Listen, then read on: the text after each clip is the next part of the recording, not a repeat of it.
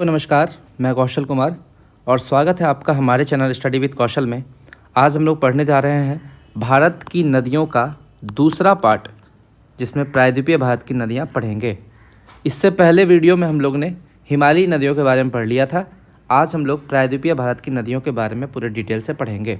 देखिए, सुविधानुसार प्रायद्वीपीय भारत की नदियों को दो पार्ट में डिवाइड कर दिया गया है। एक जो कि पूर्व की ओर बहेगी, अर्थात बंगाल की खाड़ी में गिरने वाली नदियाँ, और एक जो पश्चिम की ओर बहेंगी, उन नदियों का डिस्कशन करेंगे, अर्थात अरब सागर में गिरने वाली नदियाँ। तो इन दोनों को दो पार्ट में डिवाइड करते हैं। सबसे पहले बंगाल की खाड़ी में गिरने वाली नदियाँ। ये मैप देख लेते हैं। इस मैप को अगर हम लोग समझ लिए तो सब कुछ समझ में आ जाएगा। देखिए, यहाँ पर आपका गंगा नदी है जो कि पद्मा कहलाती है बांग्लादेश में, और इसी की एक धारा हुगली कहलाती है। तो ये तो हो गया हिमालयी नदी, गंगा नदी। लेकिन यहाँ छोटा नागपुर के पठार से निकलती है दामोदर नदी, और यहाँ आपकी स्वर्णरेखा नदी, ये आपकी वैतरणी नदी। याद रखिएगा, ये वैतरणी नदी भी आपका निकलती है छोटा नागपुर के पठार से। वैतरणी नदी भी छोटा नागपुर के पठार से निकलती है, लेकिन ब्राह्मणी नदी छोटा नागपुर के पठार से नहीं निकलती है। तो लगातार चार नदी को याद रख लीजिए। दामोदर नदी छोटा नागपुर के पठार को एकदम बीचों बीच डिवाइड करती है। ऊपर में हो गया हजारीबाग का पठार, नीचे हो गया रांची का पठार। उसके बाद ये जाकर हुगली नदी में मिल जाती है, और हुगली नदी के थ्रू ये बंगाल की खाड़ी में अपना मुहाना बनाती है। जबकि स्वर्णरेखा नदी छोटा नागपुर के पठार से निकलती है और सीधा बंगाल खाड़ी में गिरती है। वैतरणी नदी भी आपका छोटा नागपुर पठार से निकलती है और बंगाल खाड़ी में गिरती है। ब्राह्मणी नदी आपका छोटा नागपुर के पठार से नहीं निकलती है, और ये ब्राह्मणी नदी भी बंगाल खाड़ी में अपना मुहाना बनाती है। और इस नदी के किनारे व्हीलर द्वीप है। व्हीलर द्वीप, हम आपको जब द्वीप पढ़ाए थे तो उसमें ये चीज़ बता चुके हैं, व्हीलर द्वीप। उसके बाद यहाँ पर एक पठार है दंडकारण्य का पठार, और ये दंडकारण्य का पठार दक्कन का पठार के अंतर्गत ही आता है। यहाँ से एक नदी निकलती है, महानदी, और ये महानदी पहले उत्तर की ओर बढ़ती है, फिर ये पूर्व की ओर बहते हुए अपना मुहाना बनाती है बंगाल की खाड़ी में। ये है महानदी। और महानदी का जो डेल्टा है वो काफ़ी उपजाऊ होता है धान की खेती के लिए, इसीलिए महानदी का जो डेल्टा है छत्तीसगढ़ में, उसको धान का कटोरा भी बोलते हैं। उसके बाद यहाँ पर एक पठार है पश्चिमी घाट। यहाँ पर पश्चिमी घाट है। पश्चिमी घाट पर तीन चोटियाँ हैं। एक तो आपका नासिक में है त्र्यंबक पठार, नासिक में त्र्यंबक पठार, वहाँ से निकलती है गोदावरी नदी, वहाँ से निकलती है गोदावरी नदी। उसके बाद यहाँ पर एक है महाबलेश्वर, महाबलेश्वर, वहाँ से निकलती है कृष्णा नदी, और कृष्णा नदी भी अपना डेल्टा बनाती है बंगाल की खाड़ी में। फिर यहाँ पर एक नदी है जो कि ब्रह्मगिरी चोटी से निकलेगी, और ये नदी है कावेरी नदी, और अपना डेल्टा बनाएगी कहाँ पर, बंगाल की खाड़ी में। कृष्णा नदी और कावेरी नदी के बीच में एक छोटी सी नदी है पेन्नार नदी, पेन्नार नदी। उसके बाद देखिए, यहाँ पर एक है वरुशनाद पहाड़ी, वरुशनाद हिल, वरुशनाद हिल से निकलेगी वैगाई नदी। और यहाँ पर एक हिल है अगस्त्यमलाई चोटी, अगस्त्यमलाई चोटी जो है यहाँ से निकलेगी ताम्रपर्णी नदी, और ये ताम्रपर्णी नदी दक्षिणतम नदी है, दक्षिणतम नदी है। देखिएगा, आप कंफर्म करके बताइएगा कि दक्षिणतम है कि नहीं। ठीक है, तो ये है एक सीक्वेंस पूरा जो बंगाल की खाड़ी में गिर रही है नदियाँ। ठीक है, एक और है जो अरब सागर में, वो बाद में पढ़ेंगे। पहले इसको देख लेते हैं, बंगाल की खाड़ी में गिरने वाली नदियाँ। ठीक, देखिए, एक चीज़ हम लोग समझ लेते हैं, प्रायद्वीपीय भारत की नदियाँ और हिमालयी नदियों में क्या अंतर है। देखिए, जो हिमालयी नदियाँ हैं वो सदाबहार है, वो वर्षवाहिनी है। क्यों? क्योंकि वहाँ पर ग्लेशियर पाए जाते हैं, उनको ग्लेशियर से पानी मिलता रहेगा गर्मी में भी। यानी कि देखिए, हिमालय की जो औसत ऊंचाई है वो है 6000 मीटर, यानी कि यहाँ पर ग्लेशियर पाए जाते हैं। जबकि प्रायद्वीपीय पठार की औसत ऊंचाई कितनी है? 800 मीटर, मात्र 800 मीटर। यहाँ पर ग्लेशियर नहीं पाए जाते हैं। ठीक है, दूसरा क्या अंतर है, प्रायद्वीपीय भारत की नदियाँ बहुत पुरानी है, जबकि हिमालय की नदियाँ नई हैं। हिमालय की नदियाँ अपनी युवावस्था में है। ठीक है, हिमालय बाद में बना है, प्रायद्वीपीय पठार पहले बना है। यानी हिमालय की जो नदियां हैं अभी भी अपनी घाटी को गहरा कर रही है, जबकि प्रायद्वीपीय भारत की नदियां अपनी प्रौढ़ावस्था में है, अर्थात ये नदियां अपनी घाटियों को गहरा करने का काम लगभग समाप्त कर चुकी है तथा अपने आधार तल को प्राप्त कर चुके हैं, यानी कि समुद्र के लेवल को वो प्राप्त कर चुके हैं। अब वो गहरा नहीं कर रही है घाटी को गहरा करने का काम केवल हिमालयी नदी कर रही है। उसके बाद देखिए, हिमालय से निकलने वाली नदियाँ उत्तर भारत में विसर्पण करते हुए निकलती है और विसर्पण के क्रम में अपना रास्ता भी बदल लेती है। ठीक है, उत्तर भारत की नदियाँ हिमालय से, जैसे कोसी नदी बताए थे, कोसी नदी रास्ता बदलने के लिए फेमस है, जबकि प्रायद्वीपीय भारत की नदियाँ कठोर पठारों से होकर गुजरती है, इसलिए यहाँ की नदियाँ विसर्पण नहीं करती, और विसर्पण नहीं करेगी तो वो गोखुर झील भी नहीं बनाएगी। याद रखिएगा, जो नदी विसर्पण करती है, जैसे झेलम नदी था, भारत में कांवड़ताल झील है, तो जो नदी आपका विसर्पण करेगी उसी से गोखुर झील का भी निर्माण होता है। तो याद रखिएगा, प्रायद्वीपीय भारत की नदियाँ गोखुर झील का भी निर्माण नहीं करती है और एक निश्चित मार्ग से होकर गुजरती है। कौन? प्रायद्वीपीय भारत की नदियाँ। जबकि हिमालयी नदियाँ जो है विसर्पण करती है तो अपना रास्ता भी बदल लेती है। हिमालयी नदियाँ अधिक लंबी होती है, जबकि प्रायद्वीपीय भारत की नदियाँ उतनी लंबी नहीं होती, कुछ को छोड़कर। जैसे गोदावरी लंबी है, कावेरी, कृष्णा, ये सब लंबी है थोड़ा सा, लेकिन बाकी सब नदियाँ प्रायद्वीपीय भारत की वो छोटी छोटी नदी है। हिमालयी नदियाँ वर्षवाहिनी है। वर्षवाहिनी यानी कि साल भर इसको पानी मिलते रहता है, कभी सूखेगा नहीं, क्योंकि इनके जल के दो स्रोत हैं, एक तो ग्लेशियर और दूसरा वर्षा का जल। देखिए, वर्षा का जल से भी हिमालय को मिलता है पानी और ग्लेशियर से भी मिलता है। देखिए, हिम रेखा होती है, एक हिम रेखा होती है 4400 मीटर, 4400 मीटर को हिम रेखा बोलते हैं। ये मान लीजिए पहाड़ है, जो पहाड़, ये पहाड़ 4400 मीटर के नीचे है तो यहाँ पे बर्फ़ नहीं जमेगा, लेकिन जो 4400 मीटर के ऊपर हो जाएगा वहाँ पर बर्फ़ जमी हुई रहती है, और ये बर्फ़ जम कर वहाँ पर क्या बना देती है? ग्लेशियर का निर्माण कर देती है। ठीक है, ग्लेशियर का निर्माण कर देती है। और ग्लेशियर के बारे में बताए थे कि कहाँ पर कौन कौन ग्लेशियर है। काराकोरम, जो वहाँ पर हम क्या बोल, ट्रांस हिमालय में पढ़े थे ना, सियाचिन, ससाइमी, हिस्पर, बियाफो, बाल्टोरो, साल्टोरो हिमनद है। जेमू ग्लेशियर से तीस्ता नदी निकलती है, यमुनोत्री से यमुना निकलती है, गंगोत्री से गंगा निकलती है। इस टाइप से बहुत सारा ग्लेशियर हम बताए थे। चेमा युंडुंग ग्लेशियर से ब्रह्मपुत्र नदी निकलती है, बोखर चू हिमनद से आपका सिंधु नदी निकलती है। इस टाइप से आपको बहुत सारा ग्लेशियर है जो हम बताए हुए हैं। तो ग्लेशियर वहीं पर बनेगा जहाँ पर 4400 मीटर से ऊँचा होगा पठार, जबकि देखिए यहाँ पर 800 मीटर से एवरेज ऊंचाई है प्रायद्वीपीय पठार का, 4400 मीटर से ऊपर है ही नहीं, तो यहाँ ग्लेशियर कहाँ से पाया जाएगा? ग्लेशियर नहीं पाया जाएगा। तो हिमालयी नदियों में ग्लेशियर पाया जाता है, ग्लेशियर से पानी आता है, इसीलिए हिमालय की अधिक, देखिए अब यहाँ समझिए, हिमालय की जितनी भी चोटियाँ हैं हिम रेखा से ऊंची है, इसलिए यहाँ का तापमान 0 डिग्री से कम होने के कारण हिमाच्छादित हो जाती है तथा ग्लेशियर का रूप धारण कर लेती है। यह ग्लेशियर गर्मियों में पिघलकर हिमालय की नदियों में मिल जाती है और उन्हें सूखने नहीं देती। ठंडी में तो चलिए कोई दिक्कत नहीं है, ठंडी में पानी जल्दी सूखेगा नहीं। गर्मी में जब पानी सूखने का समय आता है तो गर्मी में ये पिघलेगा और हिमालय की जो भी नदी होगी उसको पानी दे देगा। यानी कि हिमालय की नदी का वर्षवाहिनी है, साल भर बहेगी, कभी नहीं सूखेगी। ग्लेशियर और वर्षा का जल दोनों से उसको पानी मिलता रहता है। परंतु जो प्रायद्वीपीय भारत की नदियाँ हैं वो वर्षवाहिनी नहीं है, वो मौसमी है, मौसम पर डिपेंड करती है, वर्षा के जल पर डिपेंड करती है। अर्थात वर्ष के कुछ ही महीनों में इसमें जल की मात्रा बनी रहती है, अन्य महीनों में जल की मात्रा या तो घट जाती है या तो समाप्त हो जाती है, क्योंकि प्रायद्वीपीय नदियों के जल का स्रोत सिर्फ वर्षा का जल ही है, वहाँ पर कोई ग्लेशियर नहीं है, तो ग्लेशियर से पानी पिघलेगा ही नहीं। लेकिन इसका एक अपवाद है, प्रायद्वीपीय भारत की नदियों में कावेरी नदी जो है वो दक्षिण भारत की एकमात्र वर्षवाहिनी नदी है। इसके जल के 2 स्रोत हैं। एक तो देखिए, कावेरी नदी को 2 स्रोत है, एक तो ऊपरी जलग्रहण क्षेत्र, निचली जलग्रहण क्षेत्र। यहाँ समझाते हैं आपको मैप में आपको समझ में आएगा। ये है आपका कावेरी नदी, इसका इतना पार्ट और इतना पार्ट, 2 पार्ट में इसको डिवाइड कर दीजिए। तो ये वाला जो पार्ट है इसको बोलते हैं ऊपरी जलग्रहण क्षेत्र, और ये वाला जो पार्ट है इसको बोलते हैं निचली जलग्रहण क्षेत्र। देखिए, गर्मी के मौसम में क्या होता है, दक्षिण पश्चिम मानसून आता है ना, तो यहाँ से आएगा आपका मानसून दक्षिण पश्चिम मानसून, और दक्षिण पश्चिम मानसून से ये ऊपरी जो क्षेत्र है, ऊपरी जलग्रहण क्षेत्र, वहाँ पर वर्षा कर देगा गर्मी के मौसम में। ठीक है, और सर्दी के मौसम में इधर से आपका उत्तर पूर्वी मानसून आएगा, उत्तर पूर्वी मानसून, लौटता मानसून भी बोलते हैं, उससे इस निचला जलग्रहण क्षेत्र में वर्षा कर देगा। यानी कि इसका दोनों क्या बोलते हैं, दोनों सर्दी के मौसम में भी और गर्मी के मौसम में भी, दोनों मौसम में कावेरी नदी को पानी मिल जाता है। इसीलिए कावेरी नदी का 2 स्रोत हो गया पानी का, इसलिए कावेरी नदी वर्षवाहिनी है, ये मौसमी नहीं है। ठीक है, मौसमी नहीं, वर्षवाहिनी, सदाबहार नदी है। इसको देखिए, समझ लेते हैं। कावेरी नदी का ऊपरी जलग्रहण क्षेत्र को दक्षिण पश्चिम मानसून से जल प्राप्त कर लेता है गर्मी के मौसम में, और ये जो दक्षिण पश्चिम मानसून है वो पश्चिमी घाट से टकराकर वर्षा करती है।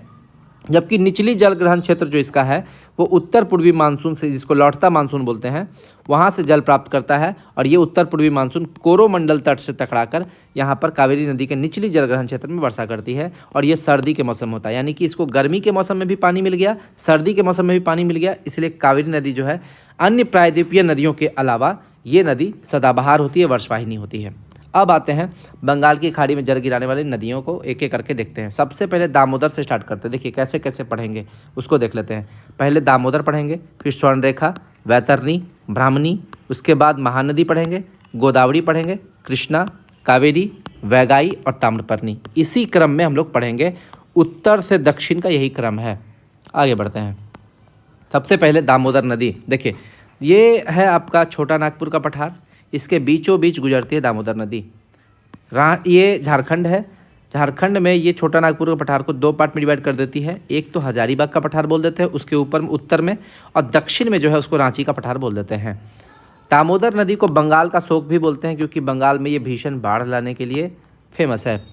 यह नदी छोटा नागपुर के पठार से निकलती है और दामोदर नदी पर ही एक परियोजना हुआ था, दामोदर घाटी परियोजना 1948 में, और स्वतंत्र भारत की प्रथम परियोजना है, इसको भी याद रखिएगा।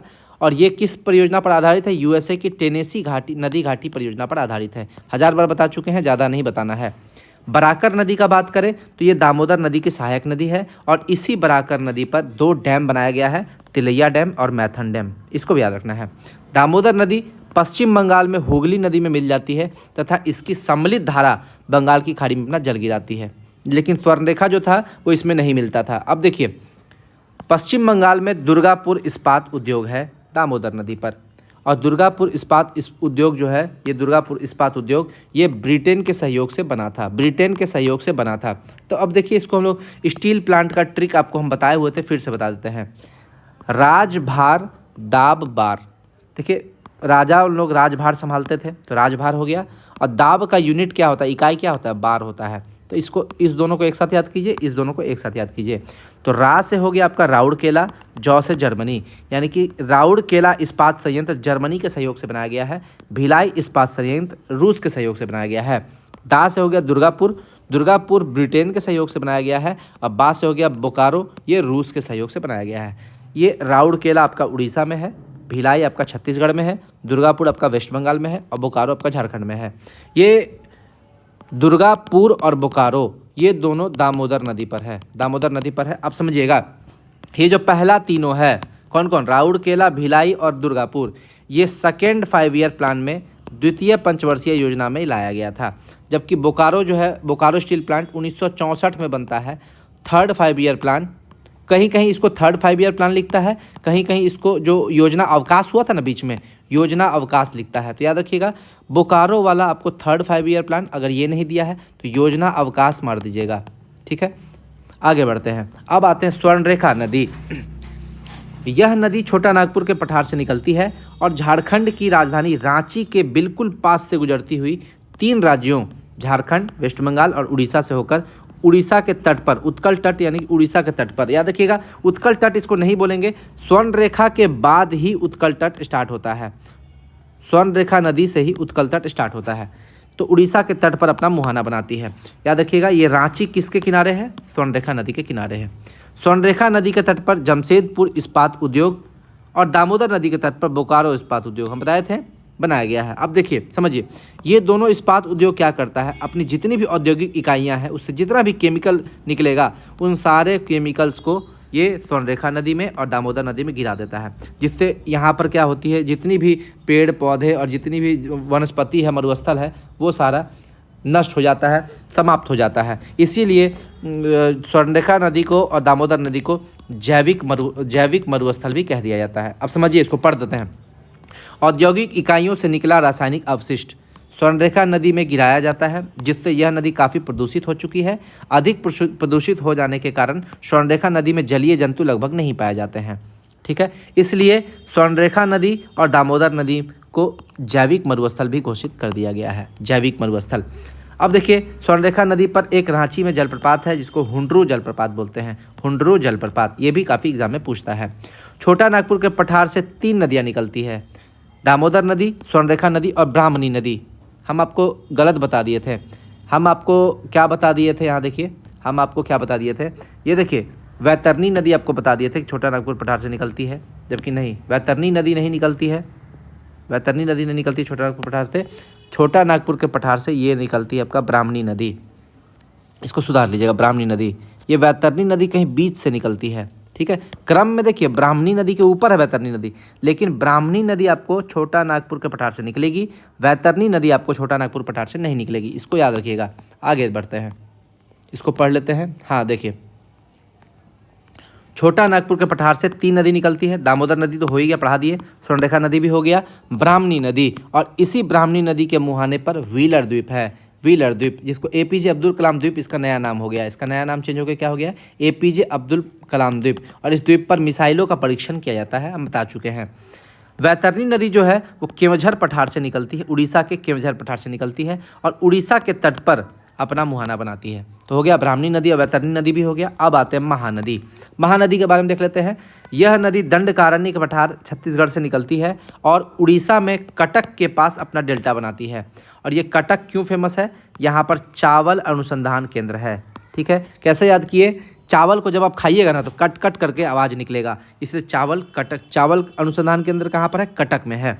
अब देखिए महानदी का जो बेसिन है वो पीली मिट्टी से संपन्न होता है, बार बार वो बाढ़ में पीली मिट्टी अपने साथ ले आती है। और पीली मिट्टी क्यों फेमस होती है, ये चावल की खेती या धान की खेती के लिए काफ़ी उपयुक्त मानी जाती है। इसीलिए महानदी बेसिन को छत्तीसगढ़ बेसिन बोलते हैं और छत्तीसगढ़ बेसिन को चावल या धान का कटोरा बोलते हैं, चावल या धान का कटोरा बोलते हैं। उसके बाद देखिए महानदी पर उड़ीसा में एक बांध बनाया गया है, हीराकुंड बांध। और ये हीराकुंड बांध क्यों फेमस है, ये भारत का सबसे लंबा बांध है। हम आपको बांध भी करवा दिए हैं, बस इसको रिवीजन करवा रहे हैं, आप समझिए। हीराकुंड बांध महानदी में है, भारत का सबसे लंबा बांध है। देखिए महानदी को भारत को हुआंगहो नदी कहा जाता है, भारत का हुआंगहो नदी। देखिए हुआंगहो नदी को चीन का शोक कहा जाता है क्योंकि ये चीन में बाढ़ लाती है, और महानदी को उड़ीसा का शोक कहा जाता है क्योंकि ये उड़ीसा में बाढ़ लाती है। अब समझिए उड़ीसा का शोक है कि छत्तीसगढ़ का शोक है, एक बार देख लीजिएगा, मिला लीजिएगा, ठीक ना। अब समझिए हुआंगहो नदी में भी पीली मिट्टी पाई जाती है, जिस तरह आपका महानदी में पीली मिट्टी पाई जाती थी, ठीक है, महानदी में आपका पीली मिट्टी पाई जाती है, उसी तरह हुआंगहो नदी में भी पीली मिट्टी पाई जाती है। और हुआंगहो नदी में पीली मिट्टी के कारण चावल की खेती के लिए काफ़ी उपयुक्त माना जाता है, चावल की खेती के लिए काफ़ी उपयुक्त माना जाता है, ठीक है। इसीलिए सेम एकदम जैसा प्रॉपर्टी आपका हुआंगहो नदी रखता है चाइना में, वैसा ही प्रॉपर्टी आपका खासियत महानदी रखता है, इसीलिए भारत का हुआंगहो नदी आपको महानदी को बोल देते हैं। आगे आते हैं गोदावरी नदी। गोदावरी नदी 1465 किलोमीटर है इसका लंबाई, और ये पुरानी नदी है, काफ़ी पुरानी नदी है, सबसे पुरानी नदी अभी दक्षिण भारत की यही है। गोदावरी नदी दक्षिण भारत की सबसे लंबी नदी है, 1465 किलोमीटर इसका लंबाई है। इसे दक्षिण गंगा या बूढ़ी गंगा भी बोलते हैं, दक्षिण गंगा या बूढ़ी गंगा भी बोलते हैं। दक्षिण भारत की सबसे लंबी नदी यही है गोदावरी नदी, इसे दक्षिण गंगा और बूढ़ी गंगा बोलते हैं। एक चीज़ समझिएगा, अगर यहीं पर दक्षिण भारत की गंगा बोल दें, दक्षिण गंगा बोलेंगे तो गोदावरी हो जाएगा, लेकिन दक्षिण भारत की गंगा तो कावेरी हो जाएगा। दक्षिण भारत की गंगा, याद रखिए कीवर्ड लग गया, की से हो जाएगा कावेरी, याद रखिएगा, ठीक है। आगे बढ़ते हैं, अगला क्वेश्चन। यह नदी महाराष्ट्र में पश्चिमी घाट पर स्थित नासिक के त्र्यंबक पठार से निकलती है और 3 राज्य में बहती है, महाराष्ट्र, तेलंगाना और आंध्र प्रदेश। देखिए यहाँ पे गोदावरी नदी को थोड़ा सा इस मैप से समझ लेते हैं, सारा चीज़ इसमें दिया हुआ है। गोदावरी नदी यहाँ पर त्र्यंबक पठार से निकली, नासिक महाराष्ट्र के पास, यहाँ से बढ़ी, ऐसे बढ़ते बढ़ते बढ़ते बढ़ते बढ़ते यहाँ पर एक जगह है राजमुंदरी। राजमुंदरी से ये 2 पार्ट में डिवाइड, 2 वितरिकाओं में डिवाइड हो गई। एक वितरिका इसका हो गया गौतमी गोदावरी और एक वितरिका इसका कहलाया वशिष्ठ गोदावरी, ठीक है। वितरिका किसको बोलते हैं, डिस्ट्रीब्यूटरी, बेवफा है वो, ठीक ना, नदी से अलग हो जा रही है। तो गौतमी गोदावरी और वशिष्ठ गोदावरी 2 पार्ट में अलग हो गया। और इसी गौतमी और वशिष्ठ गोदावरी के बीच में एक आइलैंड है जो आजकल काफ़ी फेमस है, इस आइलैंड को बोलते हैं होप आइलैंड, होप आइलैंड बोलते हैं। और यहाँ पर ये डेल्टा का निर्माण करती है, कहाँ पर, बंगाल की खाड़ी में डेल्टा का निर्माण कर देती है। ये जो जहाँ से ये नदी 2 पार्ट में डिवाइड हुआ वो जगह है राजमुंदरी, और राजमुंदरी में ही आपका टोबैको रिसर्च इंस्टीट्यूट है, याद रखिएगा, तंबाकू अनुसंधान केंद्र है राजमुंदरी में, ठीक। अब देखिए यहाँ पर इसकी सहायक नदियों के बारे में देख लेते हैं। यहाँ पर एक इसकी सहायक नदी है प्रवरा या पूर्णा, प्रवरा या पूर्णा। यहाँ पर पेन गंगा और वेन गंगा ये 2 सहायक नदी है, और ये दोनों मिलकर एक तीसरी सहायक नदी बनाती है प्राणहिता। तो देखिए पेनगंगा, वेनगंगा और प्राणहिता ये तीनों इसकी सहायक नदी है। यहाँ पर एक सहायक नदी है इसकी इंद्रावती, ठीक है। यहाँ पर एक सहायक नदी है मंजीरा, ठीक है। तो ये टोटल 5 या 6 7 जो भी है नदी इसकी सहायक नदी है। यहाँ देखिए मंजीरा नदी पर एक बांध का निर्माण कर दिया गया है, निजाम सागर बांध। और ये निजाम सागर बांध आपका कहाँ पर है? तेलंगाना में है, याद रखिएगा तेलंगाना में है। निजाम सागर बांध तेलंगाना में है। यहाँ पर एक बांध जो देखिए प्रवरापूर्णा नदी और प्राणहिता नदी के बीच में एक बांध है जायकवाड़ी बांध, और ये जायकवाड़ी बांध महाराष्ट्र में है। आपसे सबसे ज़्यादा स्टेट पूछता है इसमें कि जायकवाड़ी बांध कहाँ पर है? महाराष्ट्र में। किस नदी पर है? गोदावरी नदी पर है। जबकि आपसे ये पूछेगा निजाम सागर बांध कहाँ है? गोदावरी मत मारिएगा, गोदावरी की सहायक नदी मंजीरा पर है। यहाँ पर एक बांध का निर्माण कर दिया गया है पोचमपाद। पोचमपाद को ही श्री राम सागर बांध भी बोलते हैं, और ये तेलंगाना में है। तो याद रखिएगा निजाम सागर और श्री राम सागर दोनों आपका तेलंगाना में है, लेकिन अंतर क्या है कि पोचमपाद या श्री राम सागर जो कहते हैं ये गोदावरी नदी पर है, जबकि निजाम सागर आपका मंजीरा नदी पर है। यहाँ पर एक बांध बनाया गया है धवलेश्वर बांध, और ये आंध्र प्रदेश में है गोदावरी नदी पर। यहाँ पर एक जलप्रपात है इंद्रावती नदी पर, चित्रकूट जलप्रपात, और ये छत्तीसगढ़ में पड़ता है। इस चित्रकूट जलप्रपात को भारत का नियाग्रा फॉल भी कहा जाता है, भारत का नियाग्रा फॉल भी कहा जाता है। आगे आते हैं, वेनगंगा गोदावरी की सबसे लंबी सहायक नदी है। देखिए वेनगंगा, ये पेनगंगा और वेनगंगा मिल के प्राणहिता बनाता है। तो ये वेनगंगा जो है ये वाला ये सबसे बड़ा लंबी गोदावरी की सबसे लंबी सहायक नदी है। इंद्रावती नदी उड़ीसा से निकलती है, छत्तीसगढ़ के बस्तर के पठार से होकर गुजरती है और तेलंगाना में आकर गोदावरी नदी मिल जाती है। इस नदी पर छत्तीसगढ़ में एक जलप्रपात है जिसको चित्रकूट जलप्रपात बोलते हैं, और इसे ही भारत का नियाग्रा फॉल कह देते हैं। गोदावरी नदी पर बांध देख लीजिए, जायकवाड़ी बांध महाराष्ट्र में है। निजाम सागर बांध ये गोदावरी नदी पर नहीं है, उसकी सहायक नदी मंजीरा नदी पर है, और ये तेलंगाना में है। पोचमपाद या इसी को श्री राम सागर परियोजना कहते हैं, ये तेलंगाना में है और ये गोदावरी नदी पर है। धवलेश्वर बांध आंध्र प्रदेश में है। तो ये चारों आपको याद रखना है जो कि गोदावरी नदी पर है। राजमुंदरी के पास गोदावरी नदी 2 वितरिकाओं में डिवाइड हो जाती है, एक तो गौतमी गोदावरी, दूसरा वशिष्ठ गोदावरी। इस दोनों नदियों के बीच में एक होप आइलैंड है जो आजकल काफ़ी फेमस है। राजमुंदरी क्यों फेमस है? यहाँ तंबाकू अनुसंधान केंद्र है, टोबैको रिसर्च सेंटर है। कृष्णा नदी का बात कर रहे थे, अगली नदी हमारी कृष्णा नदी है। इसकी लंबाई है 1400 किलोमीटर।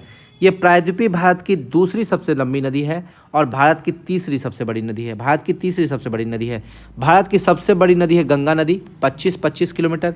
दूसरी नदी है गोदावरी 1465 किलोमीटर। कृष्णा नदी 1400 किलोमीटर। याद रखिएगा गोदावरी के बारे में हम लोग पढ़े थे कि भारत की दूसरी लेकिन दक्षिण भारत की पहली सबसे बड़ी नदी। कृष्णा नदी भारत की तीसरी लेकिन दक्षिण भारत की दूसरी। तो यही क्वेश्चन पूछता है, प्रायद्वीपीय भारत की दूसरी यानी कि दक्षिण भारत की दूसरी और भारत की तीसरी। कृष्णा नदी निकलती कहाँ से है?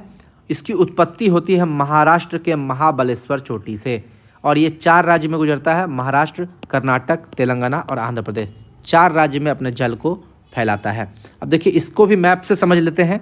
यहाँ आपका है महाबलेश्वर चोटी महाराष्ट्र, यहाँ से निकली आपकी कृष्णा नदी और बढ़ते यहाँ पर विजयवाड़ा के पास ये अपना डेल्टा बनाती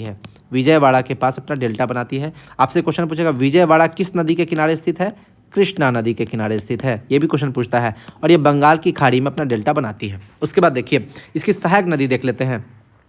यहाँ पर एक सहायक नदी है कोयना नदी, यहाँ एक सहायक नदी है भीमा नदी, यहाँ एक सहायक नदी है मूसी नदी यहाँ इसकी सहायक नदी है, और यहाँ पर तुंग और भद्रा ये दोनों नदी के मिलने से तुंगभद्रा नदी का निर्माण हुआ है। ठीक है, तो ये तुंगभद्रा नदी हो गया। अब देखिए तुंगभद्रा नदी सबसे लंबी सहायक नदी है कृष्णा नदी की सबसे लंबी सहायक नदी तुंगभद्रा है। अब देखिए यहाँ पे भीमा नदी के किनारे एक शहर बसा हुआ पंढरपुर। आप लोग कमेंट कीजिएगा कि पंढरपुर किस राज्य में है।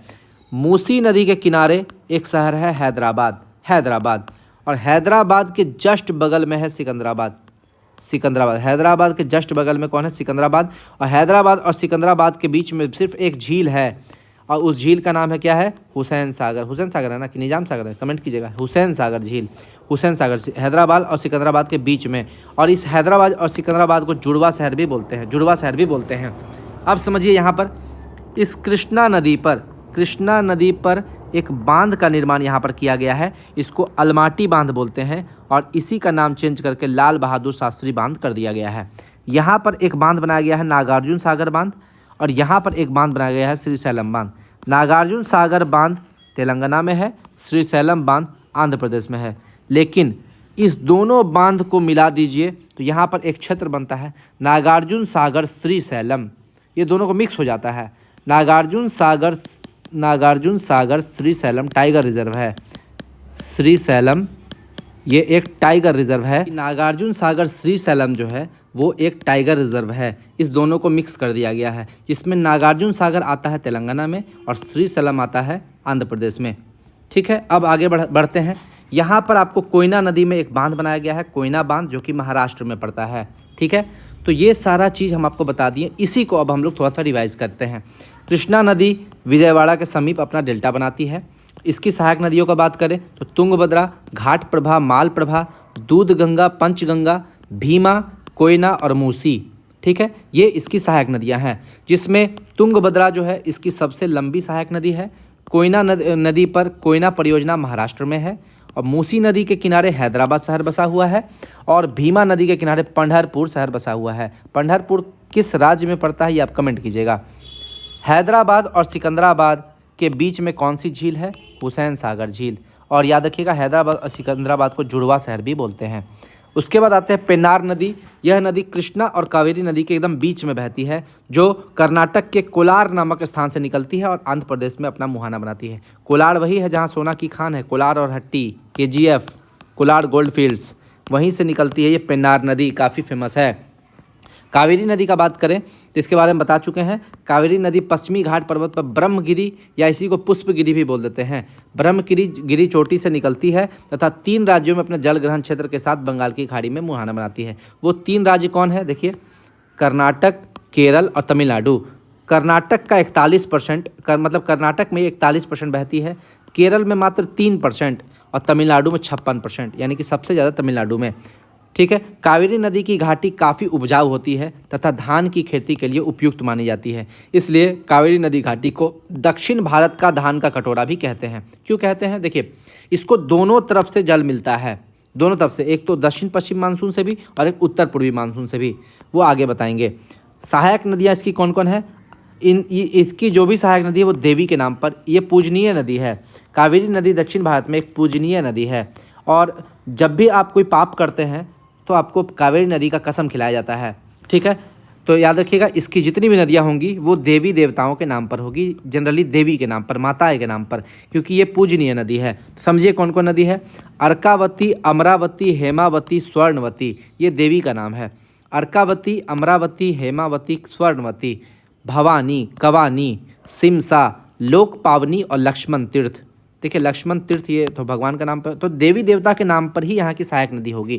तो ये सारी नदी कावेरी की सहायक नदी है। आगे बढ़ते हैं। उपयोगिता एवं पवित्रता के आधार पर इसे दक्षिण भारत की गंगा भी कह देते हैं।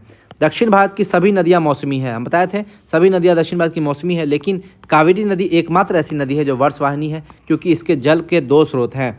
पहला ऊपरी अपवाह क्षेत्र, दूसरा निचला अपवाह क्षेत्र। हम बता चुके हैं कि अगर हम यहाँ मैप बनाएं, यहाँ कावेरी नदी निकला तो कावेरी नदी का ये वाला पार्ट 2 पार्ट हो गया। ये हो गया ऊपरी अपवाह क्षेत्र और ये हो गया निचली अपवाह क्षेत्र। अब समझिए क्या है। ऊपरी अपवाह क्षेत्र जो है उसमें दक्षिण पश्चिम मानसून से गर्मी के मौसम में वर्षा होती है, जबकि निचला अपवाह क्षेत्र है उत्तर पूर्वी मानसून से शीतकाल में वर्षा होती है। ठीक है, यानी कि इसमें जो वर्षा होगा ऊपरी में, ये दक्षिण पश्चिम मानसून से होगा और इसमें जो वर्षा होगा वो उत्तर पूर्वी मानसून से होगा। ये पश्चिमी घाट तट पर टकरा कर यहाँ पर वर्षा करेगी और यहाँ पर जल काफ़ी जल यहाँ पे हो जाएगा, जलमग्न हो जाएगा, कभी जल का कमी नहीं होगा। और ये आपका कोरोमंडल तट पर टकरा कर निचली पार्ट में वर्षा करेगा और ये दोनों पार्ट में वर्षा होता है, इसलिए यहाँ की मिट्टी काफ़ी उपजाऊ होती है और यहाँ धान की काफ़ी खेती होती है। इसीलिए कावेरी नदी का जो क्षेत्र है उसको दक्षिण भारत का धान का कटोरा भी कहते हैं। उसके बाद बात करें, कावेरी नदी पर 2 बांध बनाए गए हैं, कर्नाटक में शिव समुद्रम बांध और तमिलनाडु में मेट्टूर बांध। ठीक है, उसके बाद वैगाई नदी, एक है वैगाई नदी। यह नदी जो है वरुशनाथ हिल से निकलती है, वरुशनाथ पहाड़ी से, और रामेश्वरम द्वीप के पास अपना मुहाना बनाती है। रामेश्वरम द्वीप बोल दीजिए या पंबन द्वीप बोल दीजिए या आदम का द्वीप बोल दीजिए, सब आसपास ही है। वहीं पर आपको जो ऑप्शन में रहे वो मार देना है। वैगाई नदी वहाँ अपना मुहाना बनाती है। और सबसे इंपॉर्टेंट क्वेश्चन जो पूछता है, मदुरई, मदुरई वैगाई नदी के तट पर स्थित है। अगला है ताम्रपर्णी नदी। यह कार्डामम पहाड़ी पर स्थित, कार्डामम पहाड़ी पर स्थित एक चोटी है, अगस्त मलाई चोटी। यहाँ से ताम्रपर्णी नदी निकलती है और मन्नार की खाड़ी में अपना जल गिराती है। मन्नार की खाड़ी में, याद रखिएगा, बंगाल की खाड़ी में नहीं गिराती है, मन्नार की खाड़ी में अपना जल गिराती है। और भारत की सबसे दक्षिणतम नदी यही है, ताम्रपर्णी नदी। ठीक, आगे आते हैं। अब दूसरा पार्ट जो है हमारा, अरब सागर में जल गिराने वाली नदियाँ, इसको मैप से समझ लेते हैं। यहाँ पर है आपका विंध्य पर्वत, यहाँ पर है आपका सतपुड़ा पर्वत।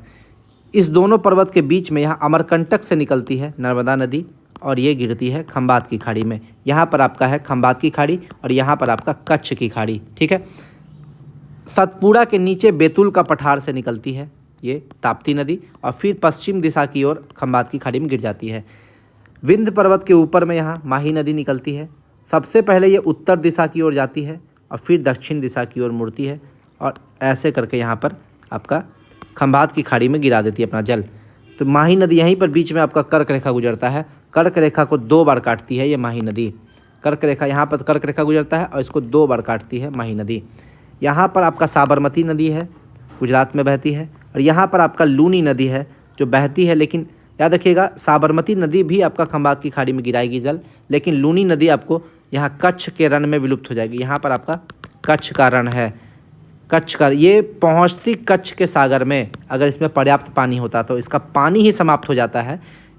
इसका पानी बहते बहते बहते बहते बहते आपका यहाँ तक पहुँचता है और यहाँ पर पानी इसका समाप्त हो जाता है, कच्छ के रण में समाप्त हो जाता है। तो ये विलुप्त होने वाली, विलीन होने वाली नदी है लूनी नदी। उसके बाद देखिए पश्चिमी घाट, ये है आपका पश्चिमी घाट। पश्चिमी घाट पर भी कुछ नदियाँ हैं जो काफ़ी तेज़ी से, पश्चिमी घाट की पश्चिम की तरफ ढलान बहुत तीव्र है, तो यहाँ पर भी कुछ नदियाँ निकलती है। जैसे मांडवी और जुआरी नदी आपका गोवा में है, शरावती और गंगावेली नदी आपका कर्नाटक में है और पेरियार और भरतपुझा नदी आपका केरल में है। तो इन सारी नदियों को इसी क्रम में हम लोग, उत्तर से दक्षिण के क्रम में हम लोग पढ़ेंगे। चलिए आगे बढ़ते हैं। अरब सागर में जल गिराने वाली नदियों का उत्तर से दक्षिण तक क्रम इस प्रकार है। लूनी नदी अरब सागर में जल नहीं गिराता, इसलिए इसको काट दिए हैं, क्योंकि लूनी नदी कच्छ के रण में विलीन हो जाता है। तो यहाँ स्टार्ट होगा साबरमती नदी से। साबरमती, माही, नर्मदा, ताप्ती, मांडवी, जुआरी, शरावती, गंगावेली, पेरियार और भरतपुझा, यही सीक्वेंस है। अब सबसे पहले लूनी नदी के बारे में पढ़ लेते हैं। प्रायद्वीपीय भारत की लूनी नदी समुद्र तट तक नहीं पहुँच पाती तथा समुद्र तट पर पहुँचने से पहले ही इसका जल समाप्त हो जाता है तथा कच्छ के रण में विलुप्त या विलीन हो जाती है। कच्छ के रण को ही हम लोग सफ़ेद मरुस्थल भी बोलते हैं, वाइट डेजर्ट। यह नदी निकलती कहाँ से है? राजस्थान के अजमेर जिला के नाग पहाड़ी से निकलती है और सांभर झील के पास होकर गुजरती है। याद रखिएगा, सांभर झील से पहले इस नदी का पानी मीठा पानी था, लेकिन जैसे बेचारा सांभर नदी में पहुंचती है लूनी नदी, इसका पानी कड़वा हो जाता है, खारा हो जाता है, सॉरी। बाड़मेर के बालतोरा तक ये इसका पानी मीठा है, उसके बाद खारा पानी हो जाता है। तो याद रखिएगा, बालतोरा से इसका पानी खारा हो जाता है। सांभर झील में पहुंचेगा तो खारा होगा ही। अगला देखिएगा, साबरमती नदी, इसका उद्गम स्थान है उदयपुर का मेवाड़ से, यानी कि अरावली पहाड़ी से निकलता है। उदयपुर का मेवाड़ से ये नदी निकलेगा और खंभात की खाड़ी में अपना मुहाना बनाएगा। राजस्थान और गुजरात में बहती है ये नदी और इसी नदी के तट पर, साबरमती नदी के तट पर, गुजरात का 2 शहर है, गांधीनगर और अहमदाबाद। गांधीनगर और अहमदाबाद। अगला देखते हैं माही नदी। अगला है माही नदी। माही नदी को भीलों की गंगा भी बोलते हैं, क्योंकि यहाँ पर भील जनजाति पाई जाती है। भीलों की गंगा इसको कह दिया जाता है। ये नदी निकलती कहाँ से है? तो विंध्य पर्वत पर एक मेहद झील है, मेहद झील मध्य प्रदेश, वहाँ से निकलती है। और वहाँ से निकलने के बाद ये नदी खंभात की खाड़ी में अपना मुहाना बनाती है। ये नदी 3 राज्य से होकर गुजरती है, मध्य प्रदेश, राजस्थान और गुजरात। मध्य प्रदेश, राजस्थान और गुजरात। और ये नदी कर्क रेखा को 2 बार काटती है, 2 बार काटती है। इस नदी पर माही बजाज सागर परियोजना बनाया गया है, जो कि राजस्थान में है। माही बजाज सागर परियोजना। माही से तो ये माही नदी हो गया, लेकिन बजाज का मतलब क्या हुआ? बजाज का मतलब हुआ जमुना लाल बजाज। और ये जमुना लाल बजाज को गांधी का 5वां पुत्र बोलते हैं। गांधी के 4 ही पुत्र हैं, लेकिन 5वां पुत्र जमुना लाल बजाज को कह दिया जाता है। आगे आते हैं नर्मदा नदी। नर्मदा नदी जो है वो गोदावरी और कृष्णा के बाद प्रायद्वीपीय भारत की तीसरी सबसे बड़ी नदी है। और ये estuary बनाती है। हम बताए थे जो भी नदी पूर्वी घाट में गिरेगी वो नदी डेल्टा बनाएगी, और जो नदी पश्चिमी घाट में गिरेगी वो नदी एस्चुअरी बनाएगी। तो गोदावरी और कृष्णा के बाद तीसरी प्रायद्वीपीय भारत की तीसरी सबसे बड़ी नदी नर्मदा नदी है। लेकिन एक बात याद रखिएगा, गोदावरी और कृष्णा तो आपका बंगाल की खाड़ी में गिरता है, लेकिन अरब सागर में गिरने वाला प्रायद्वीपीय भारत का सबसे बड़ा नदी नर्मदा को बोल देंगे। ठीक है, यानी कि अरब सागर में जो अपना जल गिरा है वैसी प्रायद्वीपीय भारत की नदी में सबसे बड़ी नदी नर्मदा नदी है। और इसका उद्गम कहाँ है? मैकाल पहाड़ी अमरकंटक। मैकाल पहाड़ी पर एक अमरकंटक है, वहाँ है इसका उद्गम स्थान। और ये भी अपना मुहाना खंबात की खाड़ी में गिराती है। कहाँ पर? भरूच या भरौच के पास। तो आपसे पूछेगा भरौच जो है वो किस नदी के किनारे स्थित है? तो नर्मदा नदी के किनारे स्थित है। उसके बाद ये 3 राज्य से गुजरती है। याद रखिए, नर्मदा और ताप्ती 3 राज्य से गुजरती है। उसका ट्रिक है मामाजी। नर्मदा और ताप्ती ये दोनों, माँ से हो गया मध्य प्रदेश, माँ से हो गया महाराष्ट्र, और जी से हो गया गुजरात। मध्य प्रदेश, महाराष्ट्र और गुजरात। और ये नर्मदा नदी सबसे ज़्यादा मध्य प्रदेश से सबसे ज़्यादा गुजरती है। इसके उत्तर में बात करें तो देखिए, यहाँ विंध्य पर्वत है, यहाँ सतपुड़ा है। तो विंध्य पर्वत और सतपुड़ा के बीच से गुजरती है नर्मदा नदी, यानी कि इसके उत्तर में विंध्य पर्वत, दक्षिण में सतपुड़ा, यानी कि इसके उत्तर में विंध्य पर्वत और दक्षिण में सतपुड़ा पर्वत है। के बीच में यह नदी अपनी भ्रंश घाटी में बहती है। जबलपुर के भेड़ा घाट की संगमरमर की चट्टानों में, देखिए अब ये नदी जब जबलपुर पहुंचेगी तो ये भेड़ा घाट पर संगमरमर की चट्टानों से टकराएगी। भेड़ा घाट पर संगमरमर की चट्टानों से टकराएगी और एक जलप्रपात बनाती है जबलपुर में, जिसका नाम है धुआंधार जलप्रपात। इस धुआंधार जलप्रपात का दूसरा नाम भी है कपिलधारा या सहस्त्रधारा जलप्रपात। ठीक है, आपसे पूछेगा धुआंधार जलप्रपात कहाँ पर है? तो नर्मदा नदी पर है, जबलपुर में या भेड़ा घाट में। ठीक है, ये भी आपसे क्वेश्चन पूछ देता है। आगे बात करते हैं, अब थोड़ा समझते हैं इस पे। देखिए यहाँ पर है आपका मैकाल की पर्वत श्रेणी। मैकाल पर्वत श्रेणी की सबसे ऊंची चोटी है अमरकंटक, जिसका हाइट है 10-50 मीटर। यहाँ अमरकंटक से निकलेगी नर्मदा नदी, और नर्मदा नदी पर आपको बहुत सारा बांध बना दिया गया है। 5 बांध आपको याद रखना है। सबसे स्टार्टिंग में है बरगी बांध, उसके और जहाँ भी बांध बनेगा उसके पीछे एक जलाशय का निर्माण हो जाता है, झील का निर्माण हो जाता है। तो याद रखिएगा, बरगी बांध यहाँ पर जलाशय, इंदिरा सागर बांध यहाँ जलाशय, यहाँ पर है ओंकारेश्वर बांध, यहाँ है मंडलेश्वर बांध, और यहाँ है सरदार सरोवर बांध। तो जितना ये चारों जो है आपका बरगी, इंदिरा सागर, ओंकारेश्वर और मंडलेश्वर, ये मध्य प्रदेश में है, और सरदार सरोवर बांध ये गुजरात में है। अब आपसे पूछता है गुजरात में सरदार सरोवर बांध किस नदी पर है? नर्मदा नदी पर है। सबसे बड़ा बांध यही है नर्मदा नदी पर, सरदार सरोवर। आगे बढ़ते हैं, ताप्ती नदी। ताप्ती नदी जो है इसको नर्मदा की जुड़वा नदी बोलते हैं, क्योंकि सेम नर्मदा के जैसा ही ये पश्चिम में बहता है। जब मैप देखेंगे तो समझ में आएगा। देखिए नर्मदा नदी यहाँ अमरकंटक से निकला, पश्चिम दिशा में बह के खंबात की खाड़ी में गिर गया। ताप्ती नदी भी पश्चिम दिशा में बहा, और नर्मदा नदी से थोड़ा सा छोटा है ये ताप्ती नदी, और सेम वैसा ही काम करता है। ये भी अपना भ्रंश घाटी में बहती है, ये भी अपनी भ्रंश घाटी में बहती है। दोनों पश्चिम की ओर बहती है और दोनों खंबात की खाड़ी में अपना मुहाना बनाती है, इसलिए दोनों को जुड़वा नदी बोलते हैं। आगे बढ़ते हैं, देखिए ताप्ती नदी को नर्मदा नदी की जुड़वा नदी बोलते हैं। ये भी एस्चुअरी बनाएगी नर्मदा की तरह। इसका उद्गम है महादेव पहाड़ी के जस्ट नीचे, वहाँ सटा हुआ बेतुल या मुल्ताई पठार। बेतुल या मुल्ताई पठार से नदी निकलेगी। सतपुड़ा श्रेणी के दक्षिण में यह नदी अपनी भ्रंश घाटी में बहती हुई सूरत के समीप खंबात की खाड़ी में अपना मुहाना बनाती है। तो ये पूछेगा सूरत किस नदी के किनारे स्थित है? ताप्ती नदी। आपसे पूछेगा सूरत ताप्ती नदी के किनारे है, और सूरत में ही सूती वस्त्र उद्योग है। याद रखिएगा, सूती वस्त्र उद्योग के लिए ये फेमस है। नेपा नगर मध्य प्रदेश का, वो भी ताप्ती नदी के किनारे स्थित है। और याद रखिएगा नेपा नगर क्यों फेमस है? अखबारी कागज उद्योग के लिए फेमस है, अखबारी कागज उद्योग। ठीक है, ये भी क्वेश्चन एग्जाम में काफ़ी क्वेश्चन पूछता है ये वाला। लेकिन भरौच बताए थे, भरौच के पास अपना मुहाना बनाता है नर्मदा नदी, तो भरौच जो है वो नर्मदा नदी के किनारे स्थित है। तो ये तीनों याद रखिएगा, सूरत, नेपा नगर और भरौच। आगे आते हैं, सतपुड़ा पर्वत श्रेणी के उत्तर में है नर्मदा नदी और दक्षिण में है ताप्ती नदी, यानी कि इसके दोनों ओर, सतपुड़ा पर्वत श्रेणी के दोनों ओर नर्मदा और ताप्ती नदी अपनी भ्रंश घाटी बनाती है, और 2 भ्रंश घाटी के बीच में एक पर्वत का निर्माण होता है जिसको ब्लॉक पर्वत बोलते हैं। इसलिए सतपुड़ा पर्वत श्रेणी कैसी है? एक ब्लॉक पर्वत श्रेणी है। और ये जो ताप्ती नदी है वो 3 राज्य से होकर गुजरेगी, मध्य प्रदेश, महाराष्ट्र, गुजरात। हम बताए थे मामाजी। नर्मदा का भी यही ट्रिक है मामाजी, और ताप्ती का भी यही ट्रिक है मामाजी। माँ से हो गया मध्य प्रदेश, माँ से महाराष्ट्र, जी से गुजरात। अरब सागर में जल गिराने वाली दूसरी सबसे बड़ी नदी यही है। अरब सागर में जल गिराने वाली पहली सबसे बड़ी नदी नर्मदा और दूसरी सबसे बड़ी नदी ताप्ती। ताप्ती नदी पर 2 बांध का निर्माण किया गया है, उकाई बांध और काकड़ा पार बांध। ये दोनों बांध गुजरात में है ताप्ती नदी पर। आगे बढ़ते हैं, पश्चिमी घाट से अरब सागर में जल गिराने वाली नदियों के 2 स्रोत हैं। देखिए, अभी तक तो हम लोग पढ़े थे क्या, अभी तक हम पढ़े थे पश्चिमी घाट से बंगाल की खाड़ी में जल गिराने वाली नदियाँ, इसका एक ही स्रोत था वर्षा। लेकिन जब यहाँ से ये इधर साइड गिरेगा, इसका जल का 2 स्रोत है। देखिए 2 स्रोत क्या है, इसका 2 स्रोत है। एक तो जून से सितंबर में जो आपका दक्षिण पश्चिम मानसून पश्चिमी घाट से टकराकर वर्षा करता है, वो एक जल का स्रोत है। और दूसरा स्रोत प्रायद्वीपीय पठारों के दरारों में वर्षा ऋतु में जल संचित हो जाता है। जब वर्षा ऋतु आता है तो जो पठार है उसमें जो दरार पाया जाता है उसमें जल जमा हो जाता है। और इस जल जमा होने की वजह से क्या होता है, जब गर्मी का मौसम आता है तो वही जमा हुआ पानी बाहर निकलता है। शुष्क मौसम में या गर्मी के मौसम में यही जो संचित जल है वो रिसते हुए धीरे धीरे नदियों को पानी देता है। तो इसी 2 नदी से जो है वहाँ पे नदी में पानी मिलता है। तो नदी का पानी जल्दी वहाँ पे समाप्त नहीं होता है। और पश्चिमी घाट से अरब सागर की ओर गिरने वाली नदियों की ढाल काफ़ी तीव्र होती है तथा ये नदियाँ काफ़ी छोटी होती है। और याद रखिएगा, ये नदियाँ आपका एस्चुअरी का निर्माण करती है, एस्चुअरी का निर्माण करती है। गुजरात में आपका 2 नदी है, सतरंजी और मादर नदी। गोवा में आपका 2 नदी है, मांडवी और जुआरी नदी। देखिए जुआरी नदी का आपको क्या याद रखना है, इसी नदी के मुहाने पर मार्मुगांव बंदरगाह है। मार्मुगांव बंदरगाह इसी नदी के मुहाने पर है। और मार्मुगांव बंदरगाह काजू का पोर्ट करता है, काजू। आगे बात करें, गोवा की जो राजधानी है पणजी, वो मांडवी नदी के तट पर स्थित है। ये मांडवी नदी के तट पर स्थित है। और मांडवी नदी के तट पर एक जलप्रपात का निर्माण कर दिया गया है जिसको दूध सागर जलप्रपात बोलते हैं, दूध सागर जलप्रपात। और बात करते हैं कर्नाटक में। कर्नाटक में आपको शरावती नदी है, जिसको शरावती नदी है और गंगावेली नदी है। शरावती नदी पर एक जलप्रपात है, जोग या गरसोप्पा जलप्रपात, इसी को महात्मा गांधी जलप्रपात भी बोल देते हैं।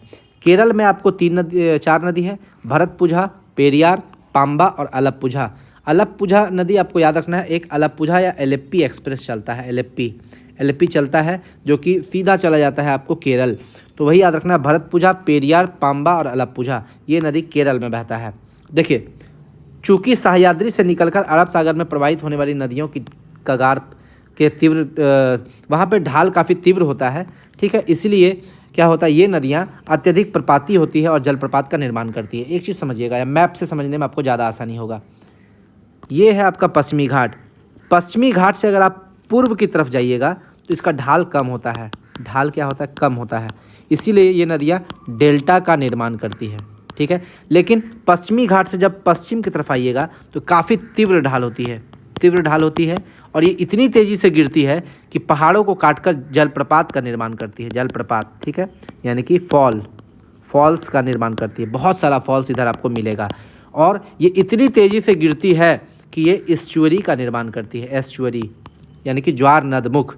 जब कोई नदी बहुत तेज़ी से गिरेगी तो वहाँ पर आप एक टरबाइन लगा दीजिए, टरबाइन। ये टरबाइन घूमेगा तो इससे जल विद्युत पैदा होगी, जल विद्युत पैदा होगी। जब आपको साइंस पढ़ाएंगे तो वहाँ बताएंगे कि टरबाइन आपको किसी तरह भी घुमा देना है, तो टरबाइन को आप किसी तरह घुमा दीजिए, आपका जल विद्युत पैदा हो जाएगा। तो जब जल काफ़ी तेज़ी से गिरेगी तो इससे जल विद्युत पैदा होगा। तो यही चीज़ यहाँ पे लिखा हुआ है, इसको हम पढ़ देते हैं, ठीक है, पढ़ देते हैं। जलप्रपात का निर्माण करती है। और चूँकि सह्याद्री से अरब सागर में गिरने वाली नदियों का वेग काफ़ी अधिक होता है, इसलिए इनकी गतिज ऊर्जा से जल विद्युत संयंत्र भी स्थापित करने की प्रबल संभावनाएँ हैं और की भी गई है, ठीक है। अब एक चीज़ देख लेते हैं, तो यहाँ पर जलप्रपात जो बनता है उसको देख लेते हैं। दूध सागर जलप्रपात बनेगा मांडवी नदी पर, गोवा में। जोग या गरसोप्पा जलप्रपात शरावती नदी पर बनेगा, कर्नाटक में। और इसी जोग या गरसोप्पा जलप्रपात को महात्मा गांधी जलप्रपात भी बोलते हैं और राजा रानी जलप्रपात भी बोलते हैं। इसकी ऊंचाई है 253 मीटर और ये भारत का सबसे सीधा गिरने वाला जलप्रपात है, सबसे ऊँचा सीधा गिरने वाला जलप्रपात, सबसे ऊँचा सीधा गिरने वाला जलप्रपात। सीधा गिरने वाले जलप्रपात का मतलब क्या है, देखिए, ये है आपका जोग या गरसोप्पा जलप्रपात, ये डायरेक्ट गिरता है नीचे। जबकि कुंचिकल जलप्रपात का बात करें तो ये वाराही नदी पर है, कर्नाटक में, और ये सबसे ज़्यादा ऊंचाई पर तो स्थित है। इसकी ऊंचाई देखें तो सबसे ज़्यादा है, लेकिन ये एक बार में नहीं गिरता है, तोड़ तोड़ के गिरता है। यानी कि पहले यहाँ गिरेगा, फिर यहाँ गिरेगा, फिर यहाँ गिरेगा। तो ये कुंचिकल जलप्रपात है कर्नाटक में, ठीक है। सबसे अधिक ऊंचाई पर स्थित जलप्रपात कुंचिकल जलप्रपात, लेकिन सबसे अधिक ऊंचाई पर सीधा गिरने वाला जलप्रपात तो वो हो जाएगा जोग या गरसोप्पा जलप्रपात। यही अंतर है। तो ये था हमारा, एक नदी बच गई, पेरियार नदी। पेरियार नदी को केरल की जीवन रेखा बोलते हैं और ये केरल की सबसे लंबी नदी है।